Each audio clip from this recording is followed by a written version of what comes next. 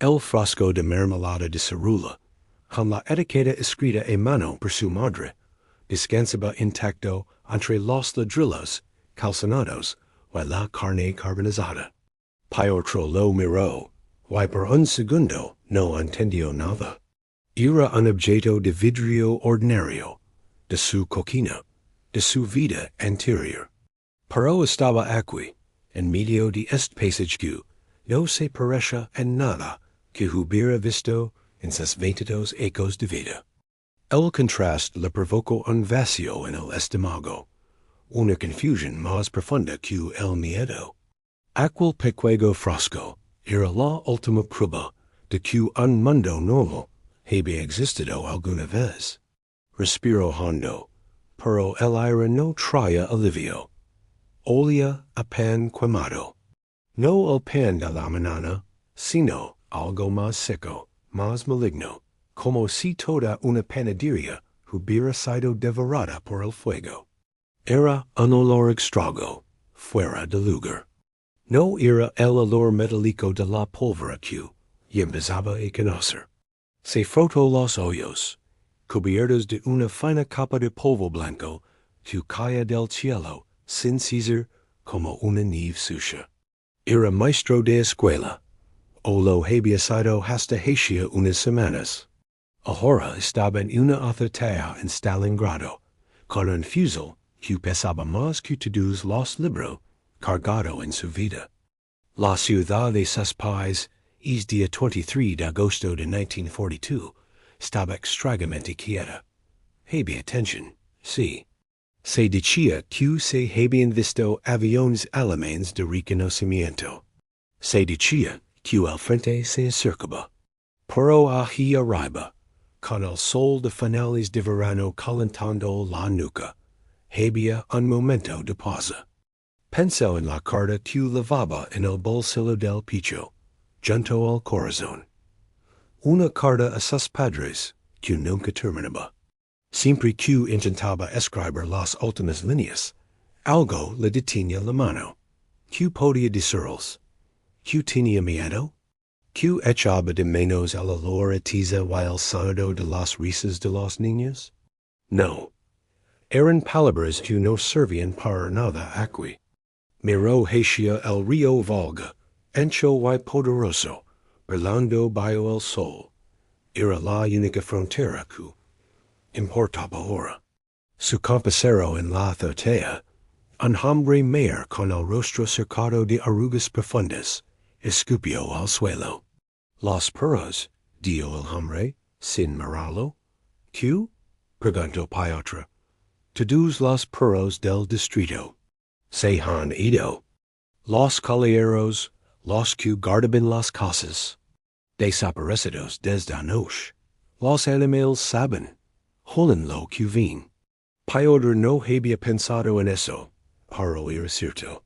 El silencio de la ciudad no era solo humano, era absoluto. En hay un ladrido, en hay el aleteo de un pájaro. Solo el susurro del polvo y el persistente olor a pan quemado.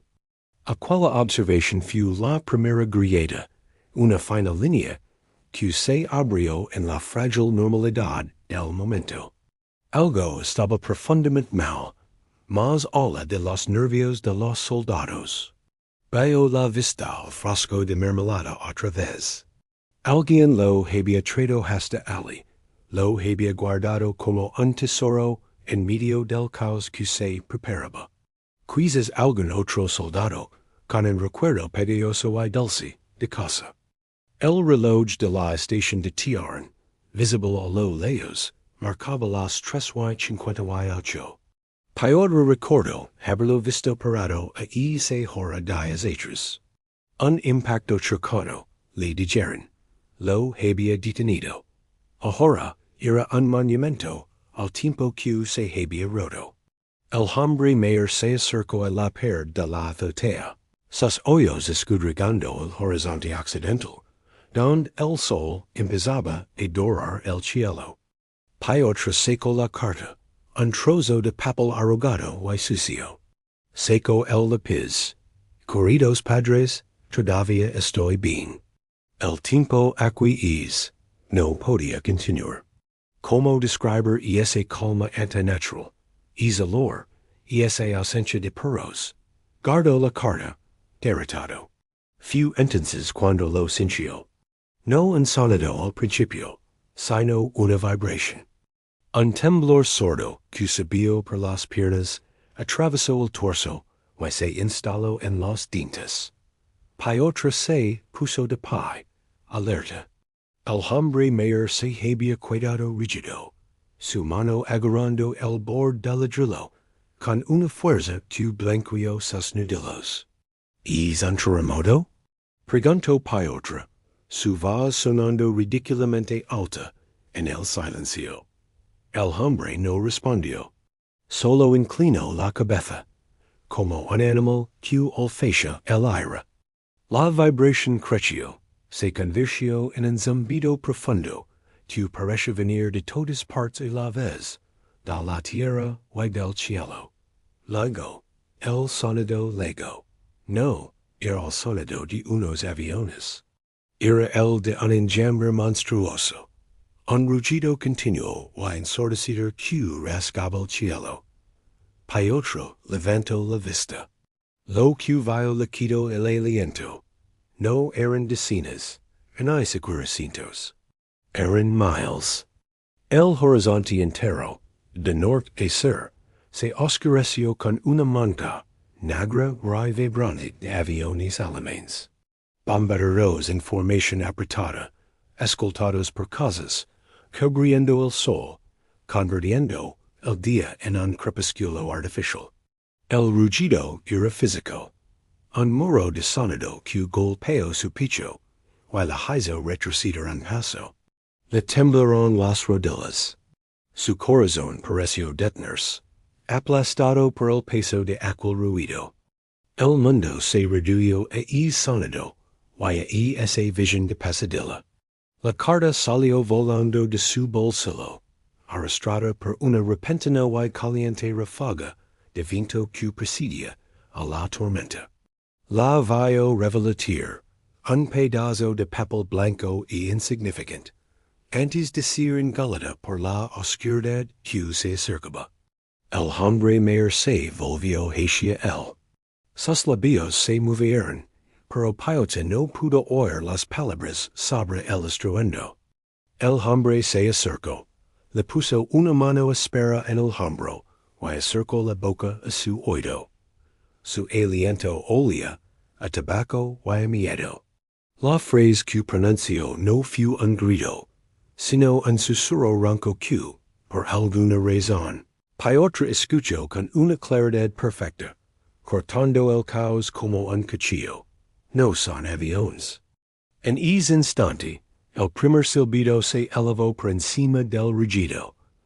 Un sonido agudo, quejumbroso, que cayó del cielo negro. Otra ya no vio al hombre. Ya no vio el frasco de mermelada. Solo vio, como en cámara lenta, como el primer edificio, a varias manzanas de distancia, dejó de existir. Una flor de fuego y escombros brotó del suelo, silenciosa al principio en medio del estrupido general. Seguida por una onda expansiva que vio avanzar hacia él, doblando los tejados como si fueran de papel. Se tiró al suelo de la azotea, la mejilla contra el hormigón áspero y cálido. El mundo explotó a su alrededor. Y la única pregunta que cruzó su mente, una pregunta simple y desesperada, fue cómo podía sobrevivir algo, absolutamente algo, a una tormenta hecha de metal y fuego. El mundo se había convertido en sonido y movimiento violento. Otra no corrió. Fue el suelo él que lo lanzó hacia adelante. Una fuerza brutal, procedente debajo de los adoquines, levantó su cuerpo y lo arrolló contra una pared de ladrillos que se desmoronaba. El aire desapareció de sus pulmones, reemplazado por un polvo espeso que sabe a yeso, y a algo más, a algo solazo y metálico. No era el sabor del miedo. Era el sabor de la ciudad misma, pulverizada. El rugido era constante, un animal enorme que vivía en el cielo, y no dejaba de rugir.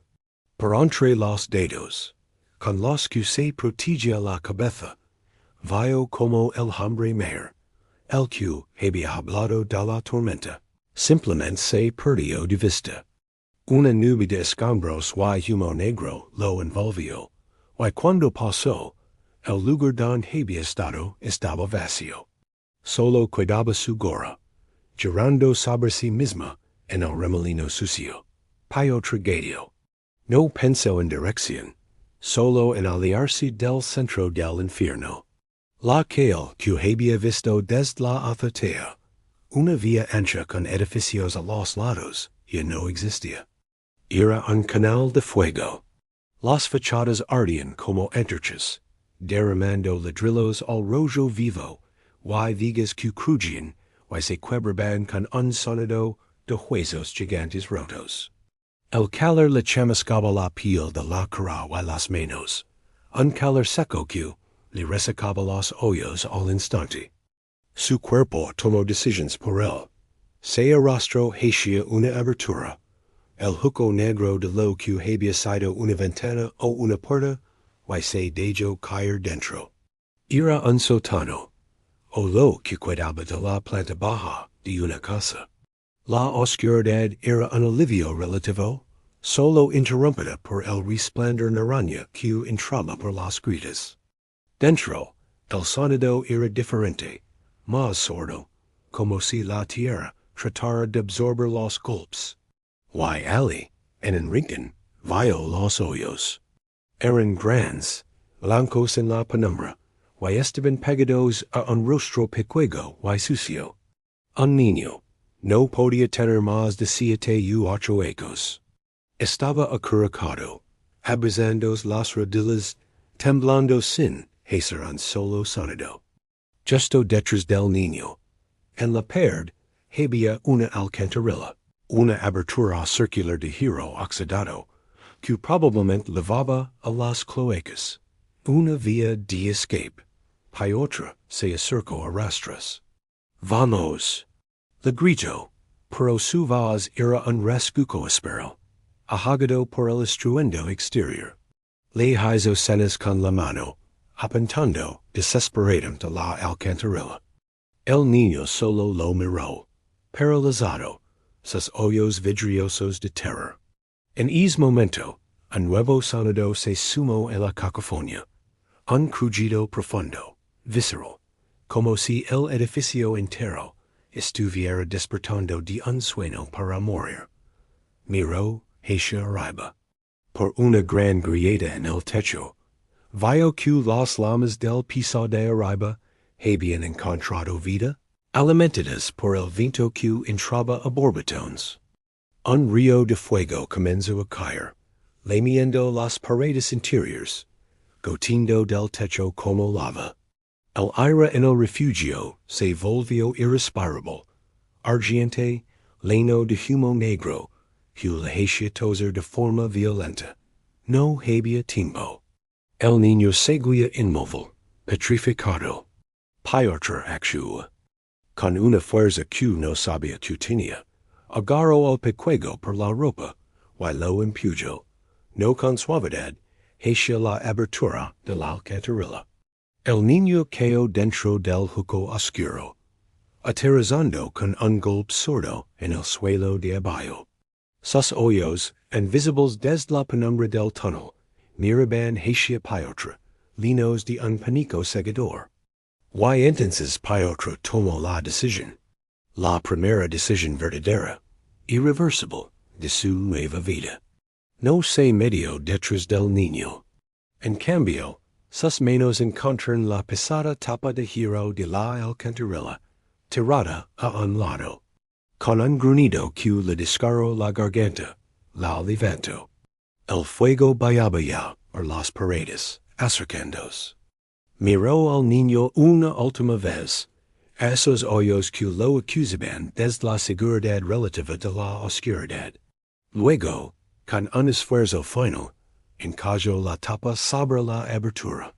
Un sonido metálico y definitivo, corto la conexión. Había salado al niño en la oscuridad húmeda para salvarlo del fuego, que lo consumiría todo arriba.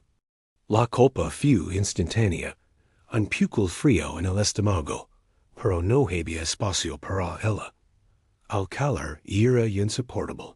Se lanzó a través de lo que había sido la puerta trasera, saliendo un patio interior lleno de escombros.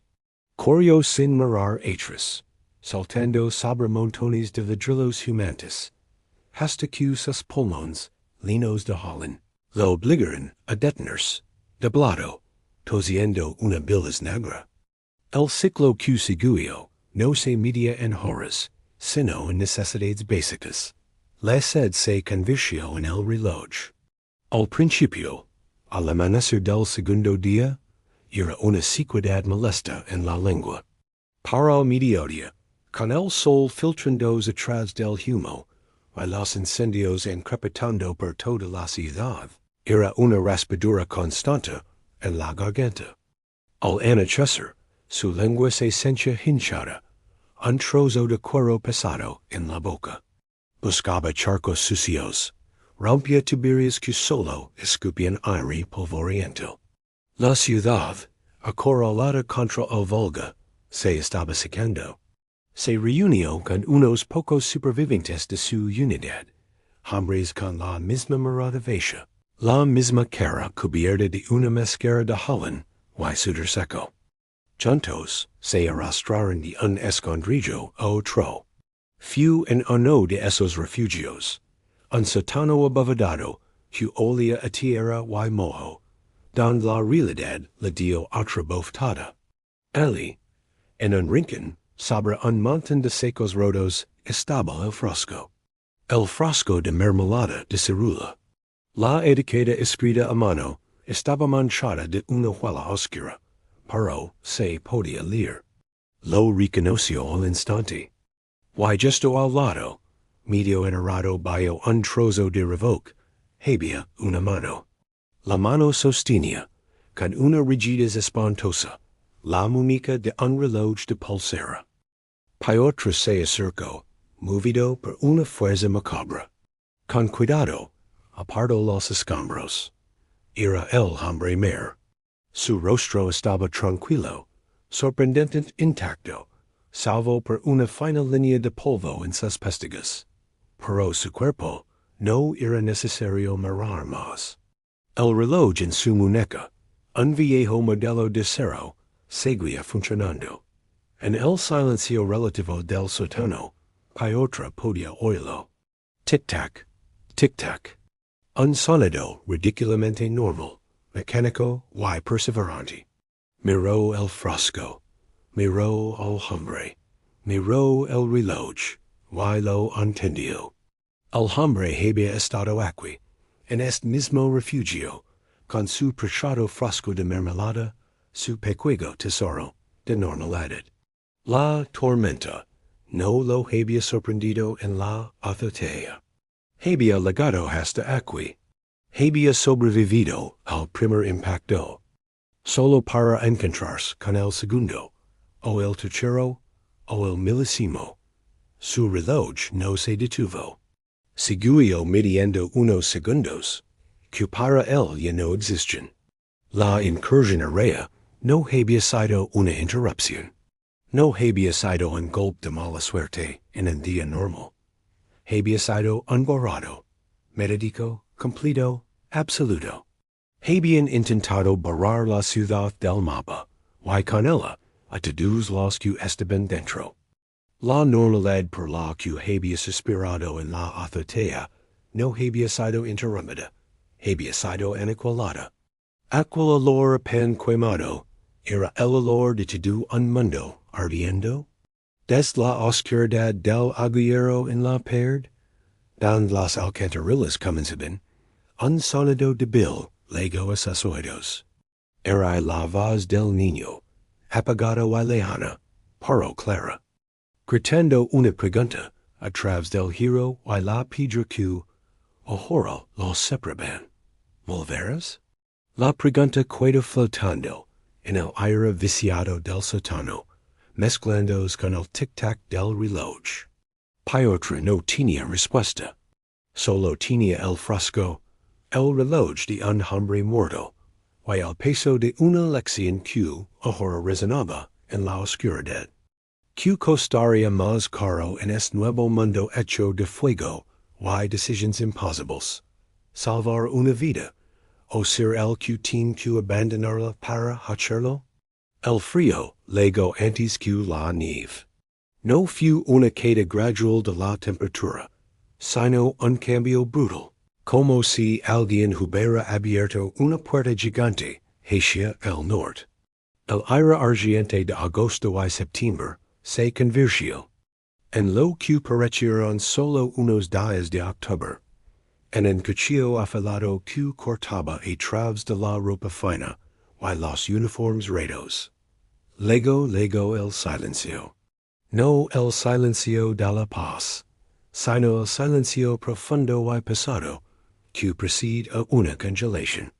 El rugido de los aviones se fue apagando, reemplazado por el silbido constante del viento a través de los esqueletos de los edificios. Los incendios miraron, ahogados por la helada o porque no quedaba nada que quemar. Ahora, el frente era diferente. Era silencioso, personal, y se medía cale por cale, habitation por habitation. Piodra ya no contaba los días. Los medía en pasos, en balas, en el número de hombres que quedaban a su lado. Habían retrocedido, empujados por las tropas alemanas, que ahora ocupaban la mitad occidental de la ciudad, hasta un complejo de edificios industriales cerca del río. La fábrica de tractors, Octubre Rojo. El nombre sonaba a una broma cruel. Dentro no había tractors, solo máquinas destrozadas, giros retorcidos y sombras que se movían. Se encontraba en lo que había sido una sala de control, con ventanas rotas que daban a un patio interior lleno de chatarra. Necesitaba agua. Había un charco, una gran mancha oscura en el suelo de hormigón, formada por el agua de una tubería reventada mezclada con aceite de maquina, y algo más. Algo que dejaba un rostro enrajizo en los bordes. Se arrodilló, sus manos temblorosas de cansancio y frío. Rompió la fina capa de hilo que se había formado en la superficie y sumergió su cantimplora. Al levantarla, el movimiento del agua se calmó. Y allí, en la superficie negra y reflectante del charco, vio a un hombre que no conoce. No era el joven maestro de rostro suave, que había salido de su pueblo. Este hombre tenía los ojos hundidos en unas cuentas oscuras, como si llevara semanas sin dormir. Tenía una barba sucia y enmargada que le cubría las mejillas hundidas. Su piel, don no estaba cubierta de hollín, tenía un tono grisáceo y enfermizo. Pero lo que más le heló la sangre no fue la delgadez o la saciedad, fueron los ojos. Eran plenos, sin luz, como los cristales rotos de una ventana que ya no reflejan nada. Eran los ojos de alguien que había visto demasiado y había dejado de sentir. Llevaba un fusil, pero en su cinturón, clavada de cualquier manera, estaba la bayoneta. El cielo de madera estaba astilado y manchado. Piotr parpadeó. El hombre en el agua parpadeó. Él frunció el ceño. El hombre frunció el ceño. Era él. Este espectro, esta criatura de barro y hilo y ojos muertos, era su reflejo. El hombre del espejo. Un extrago que lavaba su rostro, pero que ya no sostenía un libro. Sostenía una bayoneta. Y lo más aterrador era que al mirar esos ojos, Piotr sabía, en lo más profundo de su ser, que este hombre era capaz de cualquier cosa. Había deado atrás al niño, que salió una alcatarilla. Ahora era la herramienta que cumpliría las órdenes sin vacilar. Un soldado más joven. Un muchacho al que llamaban al estudiante, por sus gafas rotas que sujetaba con un trozo de cinta, se acercó a él tosiendo. Era una tos seca y rasposa que no le daba tregua. Hablaba de su casa, de los libros, de cosas que parecen de otro planeta. Piotra apenas escuchaba. Su unidad, o lo que cuidaba de ella, tal vez 8 o 9 hombres, tenía una orden. Tenían que cruzar una plaza abierta para reforzar una posición en el almacén en la otra orilla. La plaza era una trampa mortal. Los alemanes tenían posiciones de ametralladora perfectamente camufladas en los edificios al otro lado, barriendo cualquier cosa que se moviera. Todos lo sabían.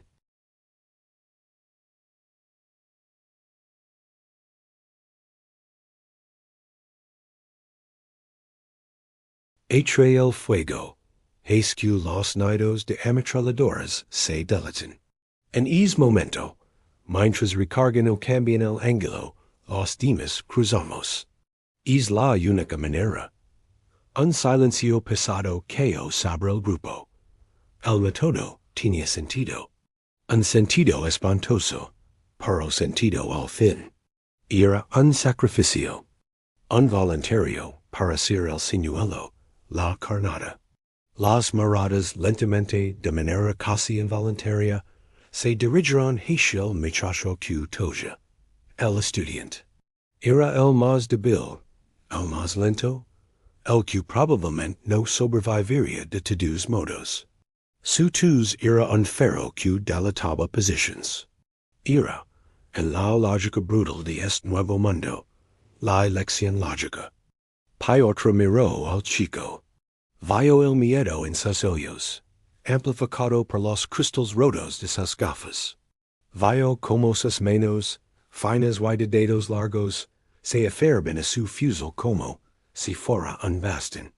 Es chico debía estar en un ola, no aquí. Pero luego, Piotr miró dentro de sí mismo. Miró al hombre del espejo.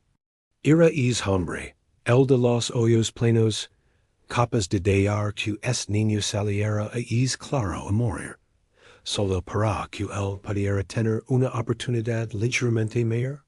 ¿O era ese hombre, precisamente por ser una herramienta, el más indicado para hacer el trabajo sucio?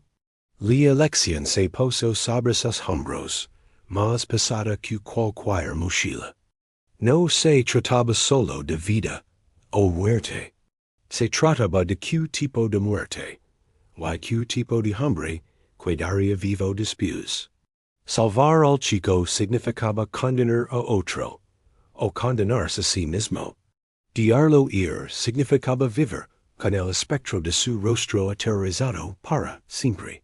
El tiempo se medía en los latidos de su corazón, fuertes y secos contra sus costillas. El viento olaba fuera. El estudiante miró a su alrededor, viendo las miradas que se pasaban en él. Su tos cesó por un momento, abrumada por una comprensión en mayor. Se volvió ligeramente hacia Piotr, no como a un líder, sino como a un compañero, a la persona que había compartido un mendrugo de pan rancio con él el día anterior. Cuando habló, su voz era solo un susurro ronco, casi perdido en el viento. Tengo miedo, Piotr. Y esas 3 palabras, simples y humanas, atravesaron la armadura del hombre del espejo. No eran las palabras de un soldado, ni de una pizza en un tablero. Eran las palabras de un niño asustado.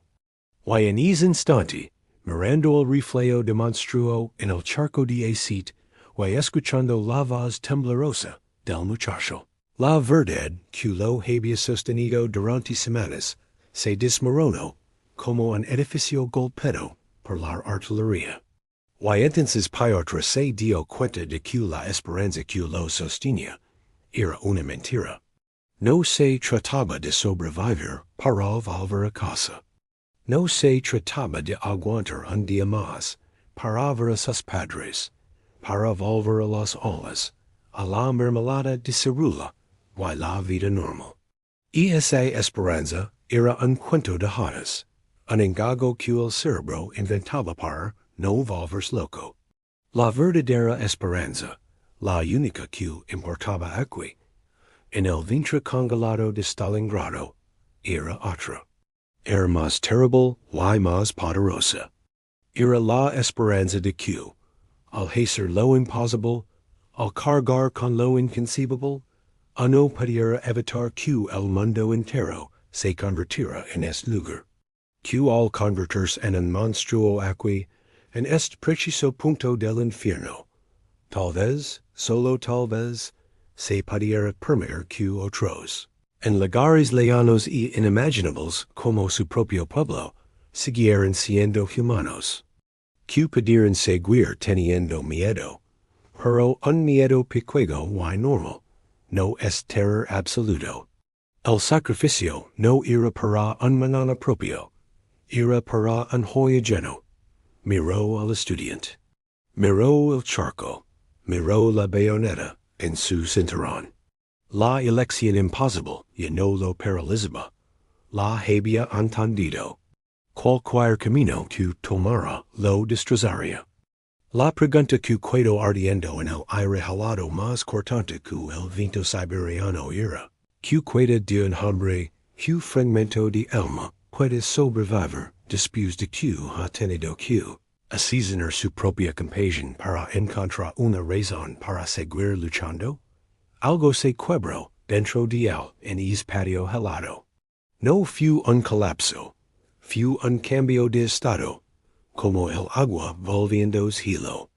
El miedo no desaparece, pero dejó de ser un dueño para convertirse en una herramienta. Lo mismo ocurrió con el frío, con el hambre, con el recuerdo del muchacho que toja. Piotra ya no luchaba contra ellos, los absorbía, los usaba. Se dio cuenta de que su mayor debilidad, aquelamente maestro que siempre analizaba, que pensaba demasiado, que sentía demasiado, podía ser su arma más letal en esta guerra de ratas. Dejó de intentar ser el soldado más fuerte o el más rápido. En la lucha casa por casa, eso era una muerte segura. En cambio, se volvió paciente, desesperadamente paciente. Aprendió a no moverse, a pasar horas, un día entero, inmóvil en un montón de escombros, observando. Observaba los patrones de los francotiradores alemanes. No solo su ubicación, sino sus hábitos. A qué hora cambiaban de posición. Como el humo de un cigarrillo a veces se elevaba desde cierta ventana 10 minutos después del amanecer. Aprendió a leer los ecos. El sonido de una bota en los escombros sonaba diferente en un pasillo vacío que en una habitación con hombres dentro. Aprendió a distinguir el crujido de la escarcha, bajo el peso de un hombre del crujido bajo el viento. Se convirtió en un fantasma de la ciudad. Ya no era un hombre que luchaba en Stalingrado. Era una parte de Stalingrado que luchaba contra los invasores. Un ladrillo con hoyos, una sombra con un fusil. Y usó los pocos tesoros que le quedaban. El frasco de mermelada, ahora viscoso por el frío, con su contenido de cerula convertido en una masa pegajosa y oscura, lo guardó. No para comerlo, lo usó como señuelo. Colocaba una pequeña cantidad en los bordes de los túneles, o en las entradas de los sótanos que quería vigilar. Las ratas famélicas y atrevidas acudían. Y si las ratas entraban en un agujero, pero no salían, o salían corriendo poco después, él sabía que ese agujero no era seguro, que algo, o alguien, ya estaba dentro. El frío, que antes era un enemigo, se volvió un aliado. Aprendió que en las noches más gélidas, el metal de un fusil podía pegarse la piel y arrancarla. En view del cañón con trapos, dispara. Aprendió que el aliento condensados era un ferro para un francotirador. Respira a través de la tela del abrigo, despacio. El hambre, un dolor constante y agudo, lo mantenía despierto, alerta, mientras otros hombres más fuertes caían en un sueño peligroso que a veces no despertaban. La batalla se redujo a un solo edificio. No era una fábrica grande, sino un bloque de apartamentos de 4 pisos junto a una plaza crucial. Los alemanes lo llamaban *festang*, fortaleza. Los rusos lo llamaban la casa de Pavlov, por el sargento que había dirigido a los primeros hombres en apoderarse de él. Ahora, era una isla en un mar de destrucción, y la orden era simple: mantenerlo a cualquier costo. Piotr fue uno de los hombres enviados a reforzar la guarnición. Dentro era un mundo propio. Olía a pólvora, a cuerpos sin lavar, a carne latada podrida y nieve derretida. Las paredes estaban acolchadas con colchones y secos de arena para detecer las balas y las escuelas. Había agujeros de francotirador en cada ventana, pero no en el centro, siempre en un lado, para no delatar la posición. Los hombres que estaban dentro no parecían soldados, sino mineros atrapados en un derrame, con ojos brillantes por la falta de sueño y la tensión constante. Los alemanes atacaban, a veces 2, 3 veces al día. Pequeños grupos de asalto que intentaban abrirse paso desde los edificios cercanos. Los combates no eran a distancia, eran íntimos, brutales. En las escaleras oscuras, en los apartamentos destrozados, se lujaba con subfusiles, con granadas, con cuchillos. Piotr y no contaba los hombres que caían. Contaba las balas, 10 para el fusil, una granada, la bayoneta. Is era su mundo. Usó su nueva arma, su paciencia de depredador. En lugar de desesperar, al primer alemán que vea, esperaba. Dejaba que el enemigo avanzara, creyendo que el pasillo estaba despejado. Identificaba al líder, al que daba las órdenes en un susurro guttural. Y entonces, desde un agujero en el techo, o desde detrás de un armario volcado, actuaba un solo disparo. Un movimiento rápido y luego desaparecer, desplazándose a otra posición a través de los agujeros que habían hecho en las paredes interiores. No era un giro que cargaba, era un veneno que goteaba en el flanco del enemigo. Los días se fundían en una neblina gris de explosiones, alarmas y breves momentos de un silencio cargado de amenazas. La comida era un bocado de pan duro y un poco de kasha fría. El agua se derretía de la nieve sucia que recogían en sus cascos. Al amanecer, que antes traía un poco de luz, ahora solo traía la ansiedad del nuevo día. Parecía retrasarse cada mañana, como si el sol, al asomar sobre el Volga congelado, dudara en iluminar el infierno que había abajo. En una de esas mañanas gélidas, durante un raro momento de calma, Piotr estaba en el segundo piso, mirando por un agujero hacia la Plaza Blanca y sembrada de cráteres. Los hombres a su alrededor, unos 8 o 9, que aún podían sostener un arma, estaban callados. Uno vendaba una herida en su brazo con un trapo sucio. Otro talaba una pequeña figura de madera con un cuchillo, sus manos temblando levemente. La radio, un artefacto chisperoteante y temperamental, de repente cobró vida.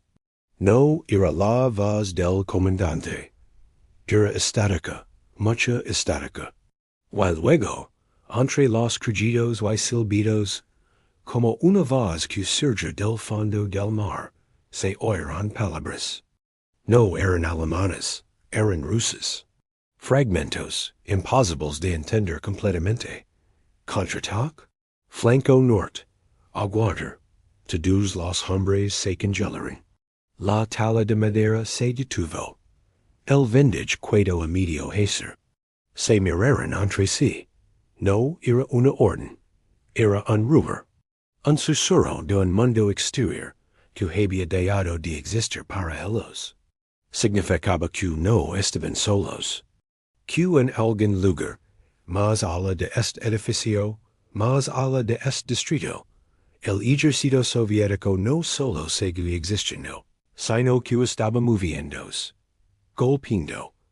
La emoción que recorrió la habitación no fue alegría, fue algo más primitivo. Era como la primera bocanada de aire para un hombre que se está ahogando. No era salvación, era la posibilidad de que la salvación existiera.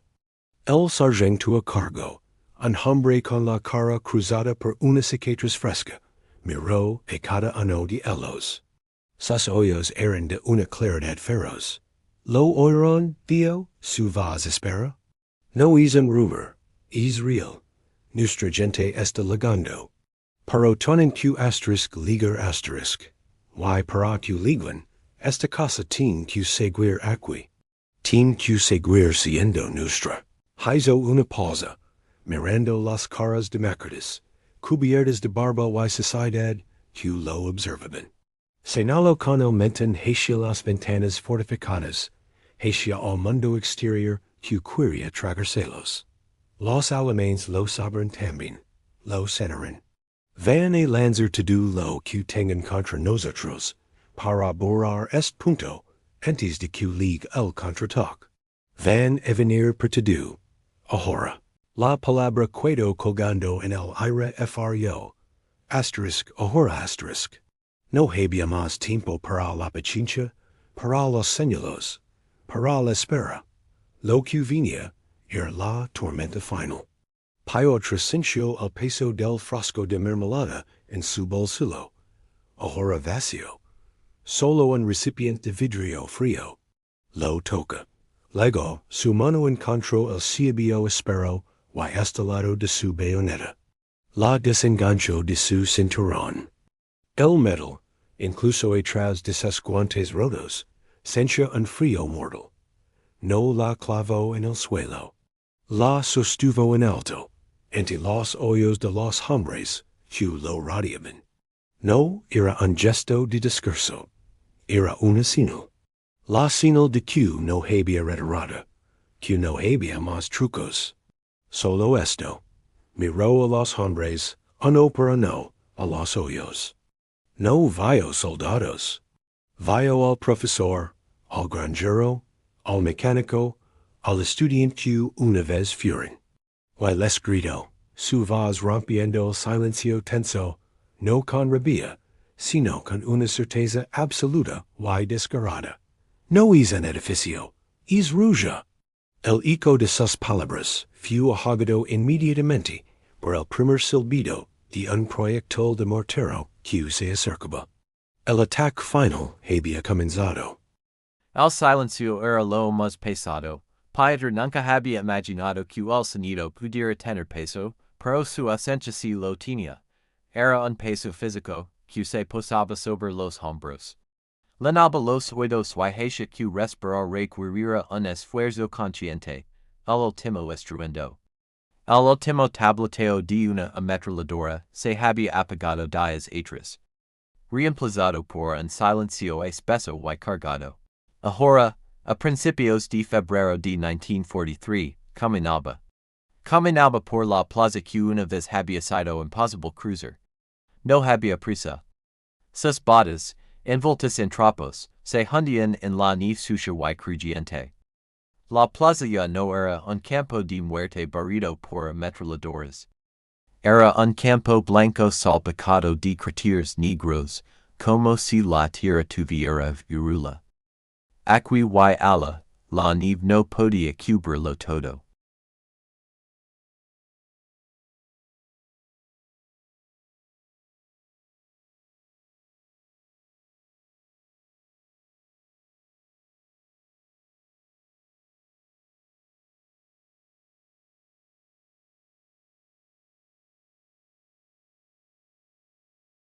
No caminaba hacia ningún lado en particular, solo caminaba. Su cuerpo, delgado y duro como una cuerda vieja, se movía por inercia, los oídos esquadragaban el terreno, no por amenazas, sino por costumbre. Por el hábito profundamente grabado de buscar sombras que no coincidieran. De detectar movimiento, pero no había movimiento, solo el viento. Jugando con la nieve polvo en la cima de los cráteres, liga al centro de la plaza.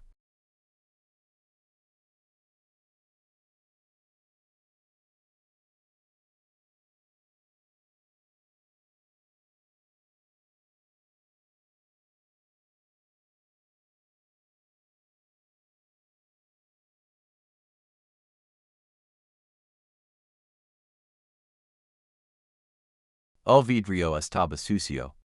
Pero intacto.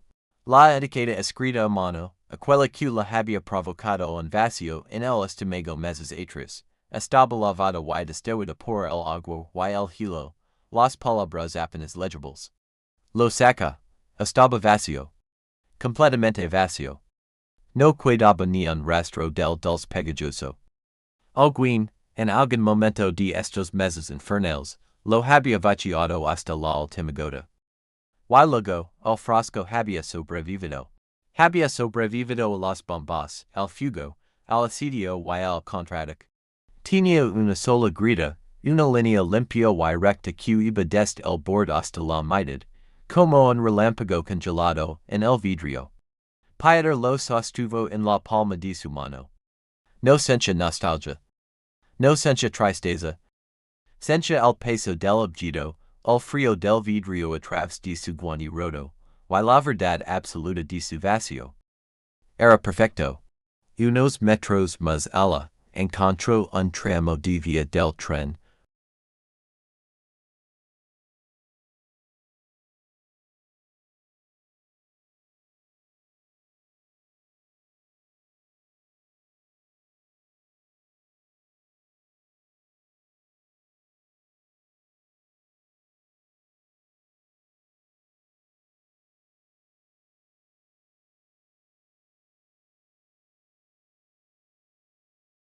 No pasó mucho tiempo antes de que una sombra se moviera entre los escombros de lo que había sido una tienda.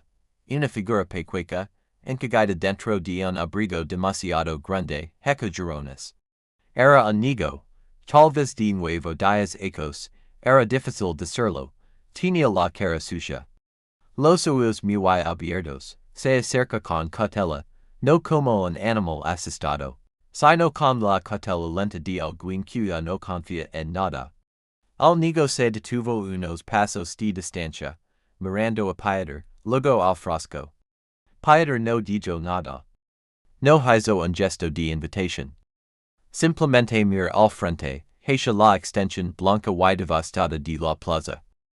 Después de un minuto, el niño se acerca un poco más. Se senta en la nieve a un metro de distancia, siguiendo la mirada de Pieter. No hablaron.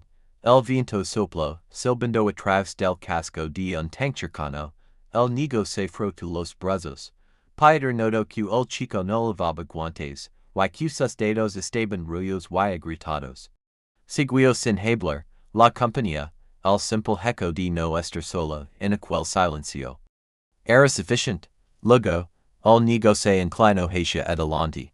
Tomó una piedra pequeña y lisa del suelo, una piedra de río que no tenía lugar allí en medio de la ciudad destruida.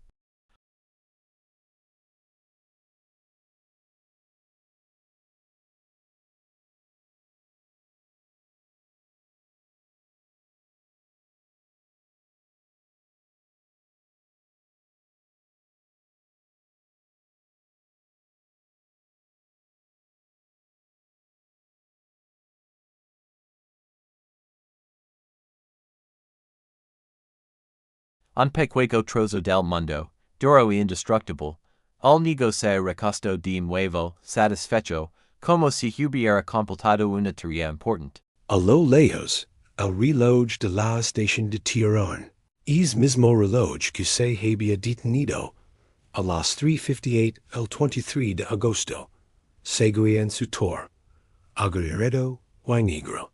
Sus manecillas seguían clavadas en esa hora, un monumento al instante en que el tiempo se había roto. Pero algo era diferente. El sol, pálido y débil, había logrado abrirse paso entre las nubes bajas, y la sombra que el gnomo del reloj proyectaba sobre la montaña de escombros y sus pies no marcaba las 3:58, marcaba una hora completamente nueva, una hora que el reloj roto no podía medir. El niño rompió el silencio. No miró a Pietro, miró el frasco con la piedra dentro, y luego el horizonte tranquilo y devastado. Su voz era ronca por el desuso, pero clara. ¿Ahora es la paz? Pietro no respondió de inmediato. ¿Qué era la paz? ¿Era este silencio? ¿Era esta ausencia de estruendo? ¿Era el hecho de poder sentar sin esconderse, aunque el frío te mordiera los huesos? No tenía una respuesta para el niño. Cualquier palabra habría sido demasiado grande o demasiado pequeña. En lugar de hablar, hizo algo. Se quitó lentamente el guante roto de su mano derecha. Su piel estaba pálida, cercada de cicatrices nuevas y viejas, y los nudillos estaban agrietados y sangrantes. Extendió la mano. Con la palma hacia arriba, hacia espacio entre ellos. No era un ofrecimiento de ayuda, ni un gesto de amistad. Era solo una mano de hombre, que había apretado un fusil, había lanzado granadas, había salado una alcantarilla, y había levantado una bayoneta. El niño miró la mano. Luego, lentamente, sacó su propia manita roja del dacaguero refugio de las mangas largas de su abrigo. La extendió y la colocó, no sobre la mano de Pietro, sino justo al lado, de modo que sus dedos casi se tocaban. No hubo contacto, solo la proximidad. El reconocimiento de que ambos estaban allí, en el mismo lugar, habiendo llegado de maneras diferentes a través del mismo infierno. Pietro alzó la vista. Los dos, el hombre y el niño, seguían sentados en el silencio de un mundo arrasado. Delante de ellos, el frasco de vidrio agrietado, que ya no contenía la dulzura de un pasado perdido, sino el peso simple y real de una piedra. Y en su superficie sucia, el vidrio reflejaba, distorsionado pero claro, un pedazo de cielo. Un cielo que, por primera vez en lo que parece una eternidad, no lavaba consigo el humo negro de los incendios, sino solo, gris pálido y limpio de las nubes de invierno, y el tenue brillo de un sol que, contra todo pronóstico, había vuelto a salir.